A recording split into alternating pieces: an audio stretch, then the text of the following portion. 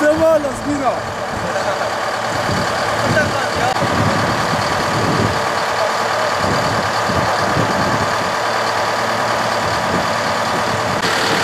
Zavazın sayesinde ne kadar kısmet kurtarıldı. Ara kurtarıldı. Aynı asker. Ya bunu tarla septi. Arasını satayım. Batırma maçı. Ayrı abi. Sadaki tarla bir ayağı görüyorsun. Sen de tuttular ne oluyor?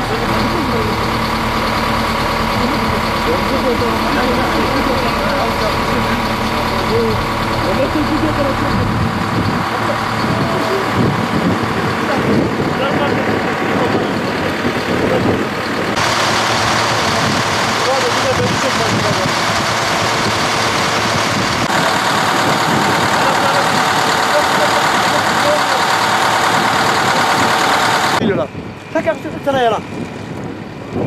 Hadi. Ben Karayenköy'ün vatandaşıyım. Karayenköy'de yaşıyorum. 30-40 seneden beri Türkiye Petroller'in burada yaptığı çalışmalar yüzünden köyümüzde ne mera, ne arazi, ne bir otumuz, ne bir hayvan artık besleyemeyiz artık. Çünkü ne mera kaldı bizde, ne bir otlağımız kaldı. Bu yüzden boruların patlaması yüzünden. Gördüğünüz gibi yani. Ana bakın. Her taraf zaten petroldür. İkincisi bu kanallar. Diyorlar boruyu 1 metre 10 santim yerin dibine koymaları lazım. Borular yüksektedir.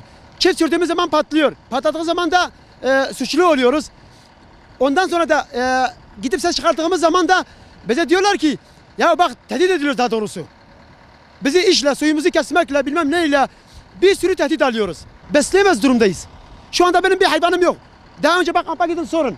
550 tane hayvan ben besliyordum. 550 tane. Bütün buranın peynirini ben veriyordum. Batman'da %80'ini neredeyse biz karşılıyorduk. Hani bu köy karşılıyordu. Şu anda yok abi. Şu anda ne hayvan var, ne kimse besliyor. Yani çünkü oturacak bir yerimiz kalmadı. Türkiye Petrolü'nün acilen buraya müdahale etmesi lazım. Yani bu sorunların derhal çözülmesi ve bu boru hatların çürük olanların değiştirilmesi. Ondan sonra yaptığı işi var ya ondan sonra düzeltmesi. Düzeltemiyor abi. Oradaki tarla da benimdir artık. Şu anda aksiyon yapıldığı yer tarla da benimdir. Her şey gel.